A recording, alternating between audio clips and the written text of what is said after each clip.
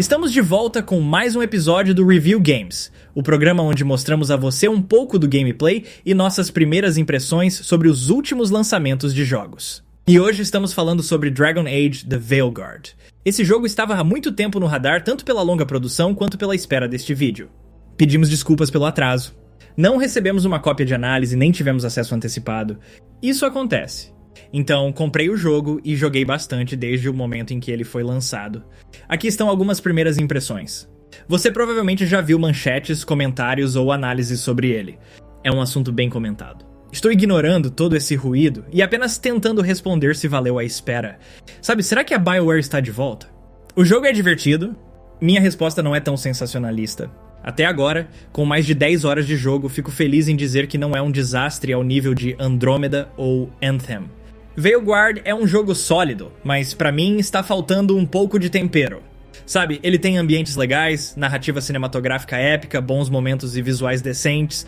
Ainda assim, parece um pouco genérico ou seguro demais, na minha opinião. É bem simples do ponto de vista de RPG, muito mais focado em ação, e acho que isso pode deixar alguns fãs de RPG um pouco insatisfeitos. Vale ressaltar de onde vem minha perspectiva. Minha maior experiência é com Dragon Age Origins. Amo esse jogo. Sei que já se passaram anos desde então e também joguei Inquisition. Este aqui parece bem mais no estilo e vibe de Inquisition.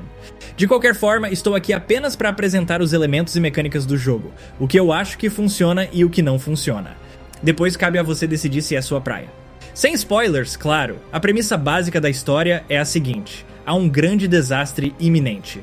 Uma fenda foi aberta, despertando deuses élficos malignos que estão tornando Thedos um lugar pior, com pragas e corrupção.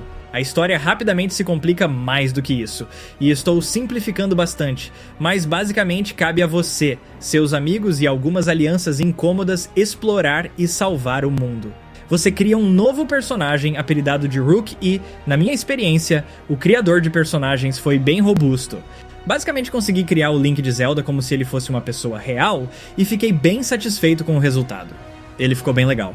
O dublador masculino de Rook também faz um trabalho muito bom.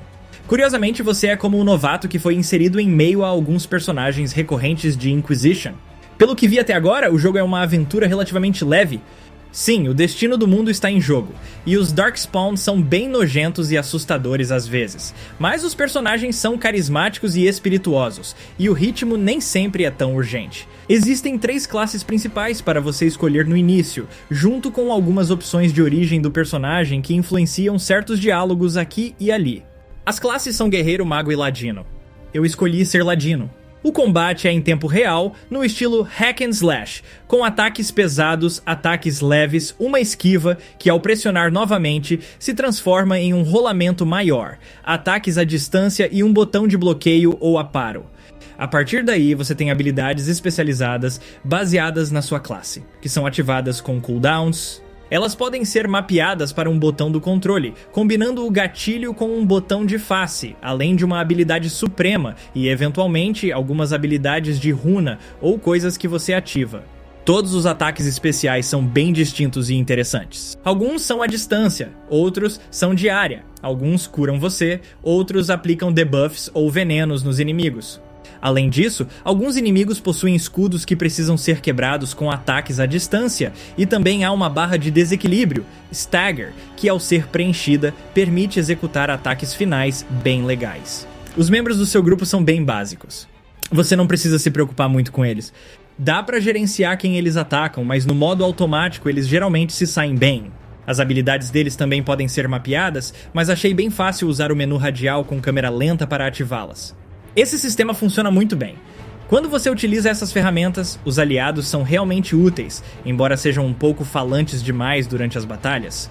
O maior destaque é o sistema de preparação e detonação.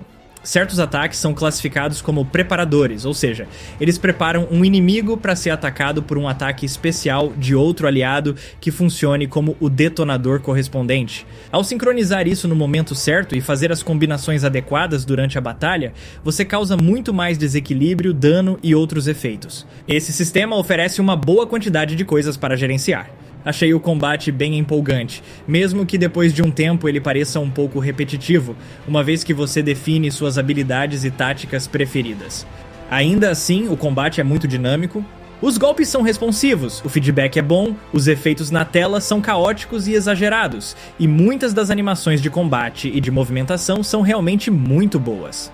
Meu personagem faz uma espécie de salto mortal para esquivar de uma bola de fogo e, em seguida, executa um grande golpe ascendente com 2 espadas, enquanto um dos meus aliados, no canto da tela, congela um inimigo. Na prática, o combate é visualmente impressionante e divertido de assistir, mesmo que nem sempre seja muito profundo. Conforme você avança, ganha pontos para distribuir em uma árvore de habilidades.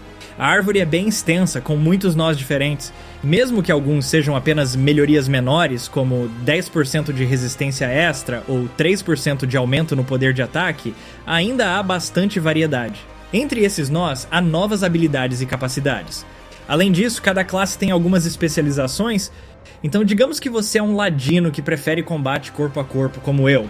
Você pode investir em habilidades ou especializações de duelista. Ou, se prefere ataques à distância, pode explorar essa vertente também.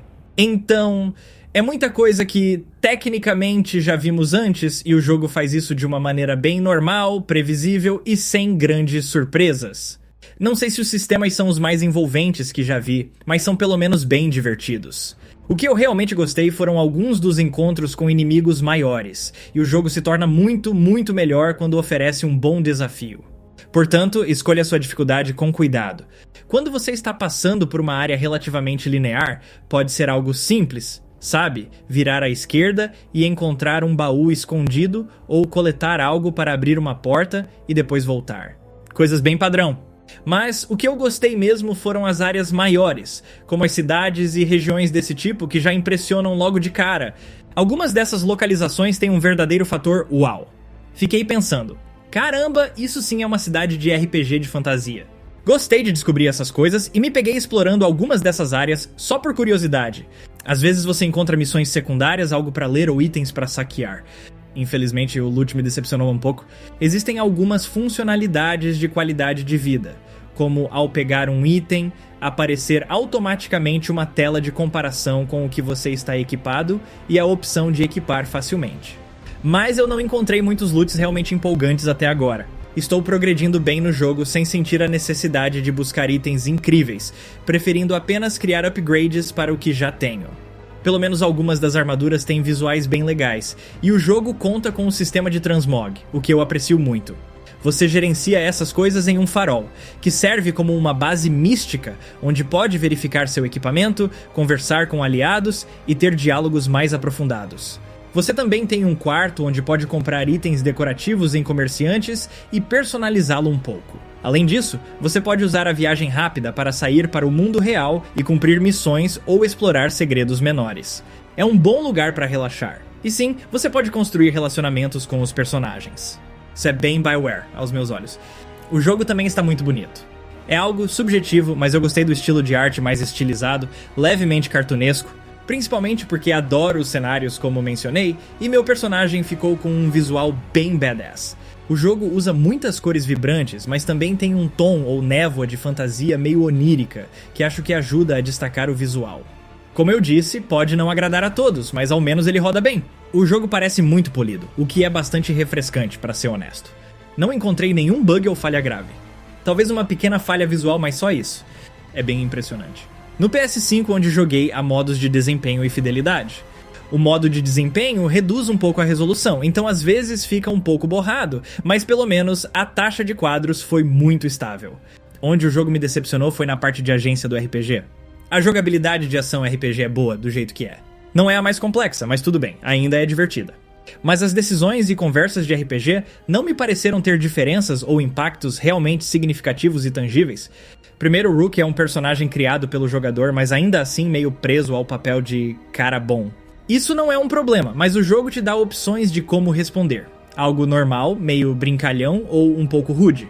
Ter escolhas é ótimo, fico feliz por isso, mas na minha experiência, na maior parte do tempo, essas escolhas parecem sem importância. Por exemplo, escolher um diálogo mais rude, mais direto, só pra pedir a outro personagem que vá direto ao ponto. E os personagens parecem simplesmente ignorar a forma como você respondeu. Parece que muitas dessas escolhas de diálogo, no momento, estão lá mais como um enfeite. Novamente, são primeiras impressões, e isso pode mudar mais pra frente no jogo.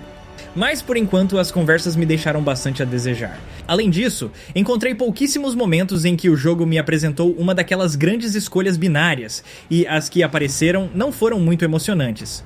É esse tipo de coisa que acho que pode desapontar algumas pessoas. Não sinto que estou moldando meu mundo ou minha história de uma maneira típica de um bom RPG, algo que meio que espero deste estúdio. Os personagens que retornam são incríveis e icônicos, mas os novos são uma mistura. Alguns são interessantes, outros nem tanto. Acho que isso se deve, em parte, a diálogos meio cafonas. É bem atual, o que não é sempre algo ruim. Não acho que todo jogo de fantasia precisa de personagens que falem de forma super arcaica. Mas aqui, achei muitas piadas que não funcionaram bem e alguns momentos emocionais que pareciam um pouco forçados. Mais uma vez, não fui o maior fã de Dragon Age Inquisition, então talvez essa seja a minha tendência. Com tudo isso dito, Dragon Age parece bem feito, não um desastre cheio de bugs, e é razoavelmente divertido. Porém também parece um pouco conservador, como se não arriscasse muito, e um pouco cafona. Essas são as minhas principais críticas.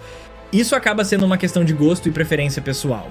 Não consigo determinar muito bem como os fãs de Dragon Age vão se sentir com este jogo, porque apesar de amar a BioWare, Dragon Age nunca foi minha franquia favorita. Eu era mais um fã de KOTOR e Jade Empire. Então, até agora, colocaria este jogo na categoria de ok. Ele se afasta um pouco daquele estilo de RPG hardcore, o que é meio decepcionante, mas fora isso, é um jogo bem sólido. Só que parece um pouco seguro demais e não é pra todos. E não, ninguém me pagou pra dizer isso. Pelo menos fico feliz que a BioWare fez um jogo que não é um desastre total. Este foi o Review Games, você já sabe como funciona. Vou te dar alguns prós, contras e opiniões pessoais. Agora quero ouvir as suas nos comentários. Mais uma vez, essas são apenas nossas primeiras impressões, então, se você está jogando, provavelmente tem as suas também.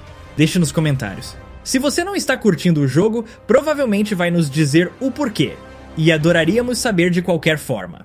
Independentemente de como você se sente sobre Dragon Age The Veilguard, compartilhe conosco nos comentários. Se você gostou do vídeo, sabe que postamos vídeos toda semana, então clicar no botão de curtir nos ajuda bastante. E como sempre, obrigado por assistir e nos vemos na próxima.